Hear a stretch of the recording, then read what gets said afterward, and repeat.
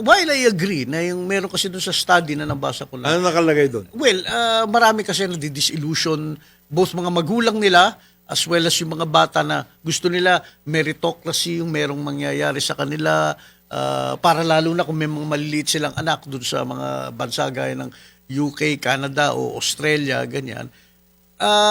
But I refuse to believe it. Mas naniniwala ko yung sinabi mo na marami kasi, well, they really want to strike out and see in the new world or whatever. Gusto nilang makita kung ano yung magagawa nila. Diba? Did you know that Kasi hindi madali by the way ang buhay na yan. parang Joel, Pag we nag-start are out ka. in almost 115 countries. Yes. Ganun tayo karami. At talagang long papasok time tayo. ago, it was one of the harshest winters. First time ko mag-winter sa isang western country, sa Europe. Hindi, Europe, in a way, Scotland is Europe. Europe, At yeah. at UK. There was a place called Gurak. It was May near Pinoy doon. Edinburgh. May Pinoy doon. Shipbuilding. May Pinoy. Pinoy Tapos sila yung mga waitress at bartender doon sa isang bar na sabi ko, gusto nyo ba rito? Ang lamig okay, dito sir. Okay. Sila. Yung- mga farthest flung places, you would be surprised. May mga Pilipino. Oo, yung Greenland, yung gustong-gusto ni yan. President Trump. Maraming Pinoy doon. Oo. So, ganun talaga yan. Kasi kanya-kanyang decision din. Kasi I remember, we toyed with that idea before nung aking pamilya noon. But then after a while, masarap bumisita sa mga bansang ito. Turista. Pero once nagsimula na yung taxes, Mahirap din. tapos yung Mahirap yung sa trabaho, hanap buhay, I agree, mukhang okay sa mga bata because maganda ang educational system. But you know what? They don't grow up as Filipinos anymore. Talagang Ibang klase. although some of them come back here. May isa nga akong kakilala na pangasawa, pulis eh. Pag uwi rito medyo nagulantang yung mga magulang. She fell in love with a cop. As a matter of fact, ang nagiging phenomenon din, yung balik nung second, third generation, balik sa Pilipinas. Well, ganun talaga. Mobility is part of the Filipino psyche So this siguro. is this studies naman. Totoo to, but varying reasons. I agree dahil nga siguro sa mga political societal pressures dito nagiging but I think there's more to that. Tayo lang, si Pilipinas lang. Nung panahon ni President Quirino, President Magsaysay, Mindanao was land of promise. Ang daming galing Ilocos, Batangas, lahat mga Luzon. Knowing what I know now, lalo na Tas may mga kaibigan ako sa Mindanao. Papunta lahat Sa doon. Jensan, Bukidnon and all that. Nung panahon na sinabi, homestead? Homestead, yes. Ang daming lumabas, ang daming pumunta doon. Professionals, doctors, Hindi sila mga teachers, taga ron. Batanggenyo, Ilocano, Ilonggo, Tagalog, ganun, Ilonggo, gano'n. Bisaya. And they're there. Okay yung buhay nila. Kaya nga, ito, napag-usapan din natin yan kamusta na sila yung recovery? Yan na, sa Jensan. Jensan. Lahat ng mga bayan, LGUs, gumagawa na Sana ganyan, pare. kanilang workout. Di ba, sa mga LGU, May initiative siya mga yan. ang gusto natin, kung ano yung natural, nila, key production area nila, whether it's So, rice, na-maintain raw nila farming, na tourism, walang high-rise doon? Yes, Paano? doon sa area na yun. Wala doon sa area na yun. Galing, ha? At hindi babagay. Galing, ha? Mountain Hindi resort, babagay. mountain resort. Hindi babagay yung high-rise doon sa lugar na yun. Mountain resort. Sa Tarlac meron, sa Tarlac City meron. Pero, Gano'ng kalayo from Manila? Sandali ang lang. bilis na ngayon because Siguro, NLEX, SCTEX. On the way to rin yan, maraming pagkalabas mo dyan, Mayatok area, yung papuntang Pangasinan yan maganda rin ang workout yan, yung Zambales Mountains. Darating ka dyan sa Zambales, sa Kamiling, tapos mga tarim. Zambales Mountains, yung Zambales Mountains, from Pangasinan, Tarlac, Pangasinan, etc. Yung para kang pumunta ng Baguio. Oo. Ganun ka ganda. ganun Yun ka yung ruta. doon. Uy, malayo rin pala. 3 hours and 20 minutes. Pero Yeah, papunta, anyway. maayos na Sa yan. mga maayos. Yan. Easy driving. Is it? And then, pupunta ka na ng Pangasinan, papunta ka na rin ng Zambales if you want to go there. Pero malayo yan sa Pinatubo, no? Hindi, lalagpasan mo. Lalagpasan mo yun. Sa Pero, Pampanga yun, apektado yan ng Pinatubo. Oo. Pinatubo Oo. ba, by the way, Pinatubo by itself, yan? It's a community na pwede maayos yan. It's a tourist destination as a matter of Uy, fact. umakit na ako doon, ha? Hindi, totoo yan. Kasi Several times. Yeah, Hindi, I had a couple of friends galing sa US. Abay, yung pala namamarket doon, sumasakay sila. Well, kung pipick upin kayo ng ATV. magandang bus, hindi, first, mula One. sa Angeles, sa Oh. Clark, dadaling kayo sa Pinatubo. Then, yung, ang tawag Yes. sabi mo, ATV. ATV, Yun ang gamit nila, mga naka-helmet Actually, sila. panahon ni GMA, gumawa sila ng They're doing that. access Oo. almost close to the peak. No? So, doon siguro nang gagaling. Pero kami, lalo na pag galing kang Camp Aquino, dahil Army Reserve Oo, Officer nga ako, Reserve inakit sila, namin yan several Right, times. right. Yung Camp Serviliano Aquino. Oo, ATV, yung- ATV ang Yan. ginagamit nyo. Pero kami, nilakad namin Trek, yan, trek tinrek sila. namin yan. Kasama ko yung mga Yeah. sundalo. Wala, sige. Eh, sundalo ka kasi. Pero ito ang iniwan kong wisdom doon sa mga Aita. Kasi dating mo doon sa mouth ng Pinatubo, andun sila nagbebenta ng mga snacks, coffee. Oo. Sabi ko, walang bibili yan kasi lahat may snacks na eh. Oo. May drinks. So, walang bumibili. So, yung commander ko, sabi niya, Astro, may kaya ka naman, bilhin mo lahat yan, kawawa yung mga Aita. Tapos mas maganda pa, turuan mo kung paano kumita. So, sabi ko, Manong, wala akong bumibili kasi may mga baon kami. No? Mas maganda po, gumawa na lang kayo ng walking stick. Ayan. Nare-recycle pa. Better pa yan. 20 pesos sa Ayan, ginagawa At na iuwi nila. pa yan nung Yes, nung, at nare-recycle. turista. Oo, So, yung mga trekkers, yun ang ginagamit. So, magaling yung mga Aitang kaya Marami kapatid silang natin. pwedeng gawin doon. Sa na ano lang, displaced. Marami Yeah, silang displaced displaced. lang talaga, Displaced oo. na... Ang hinahanap nga natin, sports for all. Kagaya Hindi niyan. Grassroots. Hindi If sports we are elite. talking about sports total, may totality na. Mayroon ng ecosystem ang sports. Mayroong government, which is the Philippine Sports Commission. And then there are Associations. Associations. National tama. Sports Association. Tapos may Philippine Olympic Committee. And then, of course, there are leagues. May mga ganyan-ganyan na yan, mga ganyan. Paano yung grassroots? Meron na yun? yung Wala nabanggit- puro competition yan. Hindi, eh. Alam mo yung ibig nabanggit sabihin ko sa ko, LGU, I know it's happening kasi may budget sila at yung sports dapat libre doon sa mga bata. Kaya nga. Pati equipment, financing. Kung at ano. kahit hindi ka po Ginagawa nila. competition level na athlete, Athlete. kailangan merong programa para Oo. sa iyo. That's the whole point. Ang problema That's what lang, we're iba-iba saying. implementation at the ng level LGU of the eh. local governments, yung sangguniang kabataan, etc., meron dapat yun. Dapat obligahin sila. Varying levels yung implementation nila eh. Yung Obligahin priority, dapat oo. sila kasi sila, meron silang pera at meron silang mandato. They're supposed to be the institution, yung sangguniang kabataan, yan ang institution where the youth should belong. Oo. Ibig sabihin, pwede natin gamitin yon. Yes. Yung institution na yon na sangguniang kabataan. Yes. As a matter of fact, dapat gamitin. Dapat ginagamit. Ginagamit siya. Kasi po, naiintindihan nila yung kapwa nila, ganong edad. Ang nangyayari, yung mga sangguniang kabataan, nagiging reflection nung mga may edad. Mag-basketball, mag-aaway. Ako. Maski nga sa social media, basketball na nga eh. Ang ipinalalabas po ay yung mga away. Away, mali. Anong klase?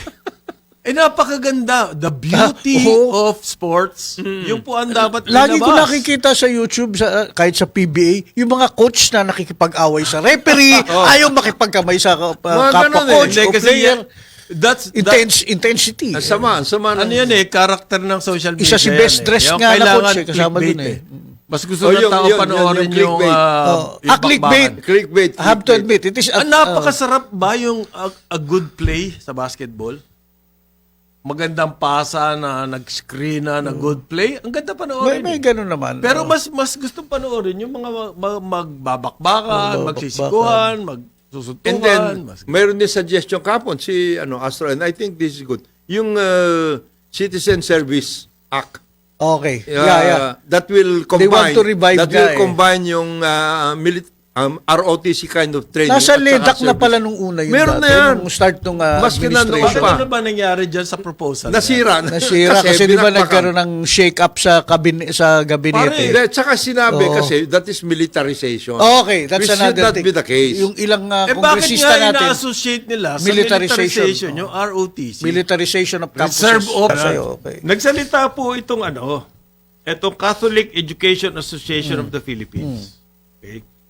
mas gusto daw po nila, aside from the reforms in the classroom, parang inaayunan po yung mga opinion nyo, yung mga nakikinig sa amin. Yung mga nagte-text na wala daw, na nagbago na talaga ugali ng Filipino youth. Lalo na pag nakaharap sa cellphone, bari di ka papansinin yan. Bari, In effect, yun po ang kanilang sinasabi. Ang sabi nitong SEAP, Catholic Education Association of the Philippines, ang kailangan daw po education reforms, hindi lang kung ano yung nangyayari sa loob ng classroom. Oo. Tama rin sila. Hindi lamang yung curriculum. Kasi doon nagko-concentrate ang DepEd sa curriculum. Kasi nauso yung STEM. STEM. Science, Technology, engineering, mathematics. And mathematics. STEM. Parang gusto tayong gawin robot lahat. Para competitive progress. tayo. Economic progress, yan. At yan po ang Competitive. hinihingi ng business eh. I don't have anything against that. Gusto ko yun. As a matter of fact, I support it. Pero po hindi pwedeng STEM lang. Kailangan may humanities, yan ang kay Kidlat Tahimik. Nabalitaan mo si Kidlat Tahimik? Kidlat Tahimik, yung artist sa Baguio. Oo. Isosoli niya yung kanyang award. Kanyang award. Yan pong National Artist Award, may kasamang pera yan. Meron kumbaga may sahod siya. Pero dahil hindi niya raw gusto, ang gusto mangyari ng DepEd, natatanggalin na yung mga puro STEM na lang. Puro STEM na lang. Wala yung humanities. At Humanities, yung mga... alam mo, old school yan si Kidlat Tahimik eh. Ay, babalik niya na babalik daw. niya. Matindi, no? I think that's a statement. Meron siyang gustong ipakita dyan. Ganon din po yung sinasabi nitong CEAP. Hindi lamang sa loob ng classroom dapat na reforma sa education. Okay. Ano sinasabi? Kailangan meron ding programa for character formation. Ang isa nating sinasabi dyan, yung sports eh. Di ba? Pero yung mga sinasabi mo, ano ba yan? Nakakain ba yan? May sausawan ba dyan? Character formation. Meron ka Alam bang, mo, ito, tanong natin to. Ito, will you get a good job? ito hindi police character to. Hindi. Yes. Meron. Totoo Meron, ba yan? meron Meron yan. ba pwedeng Kasi, gawin? Meron. For Puro example, daw workforce preparation. Ang ating for us to be concentration. competitive, magkakapaksili ka na. Payag All ako that. doon eh. Oh. Pero dapat wag yun lang. hindi, meron. Kaya like for example, dyan sa ito is an initiative of the Philippine Reclamation Authority, no. Meron silang hydroponics program for high school students. Parang gardening. Okay. Kasi ngayon wala naman masyadong nagagawa na sa ano. Tayo dati may home economics, may gardening. Ito mayroon silang Good manners and right conduct. meron silang hydroponics program para they can be initiated into Gardening. agriculture all over again. Agriculture all over again because we don't have Apekto pa sa food Value security formation natin. din po yan. we don't have farmers anymore. Yung value formation yan kasi nagkakaroon kayo ng respeto sa work, At saka sa paggawa. at saka you belong. Ano bang ginagawa ng Philippine Sports Commission? May tie-up sila sa DepEd, di ba? Kung Vice Gov, naalala mo eh. May DepEd na nun eh, kaya nga may palaro at saka Dati mga kasi ano. DEX yan. Oo. Department of Education, Culture, and Sports. Hindi ko nga alam bakit tinanggal yung Culture and Sports eh. Kasama naman. Hindi, naghiwa-hiwalay eh. Naghiwa-hiwalay yan. Nag-workout. Pero, Vice- magandang ginagawa nila pati din sa Misamis Oriental. They have year-long activities at saka students belong to certain positive and purposeful activities. Hindi yung mga they belong to gangs. Hindi nangyayari yun. Yes, totoo po yun. Kailangan natin we have to encourage our students to be active and engaged inside the school. And this can be brought even outside, no? Kasi yung mga organizations sa school, hindi lang naman nagmi-meeting yan sa loob ng paaralan, Yes. even outside. So, kailangan talaga na active yung mga bata kasi ang daming mga bad Influences. na ngayon. Like at noong nandun ako sa DepEd, hindi pa masyado yung Social media. influence ng social Wala media. pa nun, Vice. Ngayon, this is really the worst, no? But yun, social media is good, no? We have young people who are informed, no? They are Okay. very informed. Information is just one click, but they get all sorts of information. Yes. More often also bad information.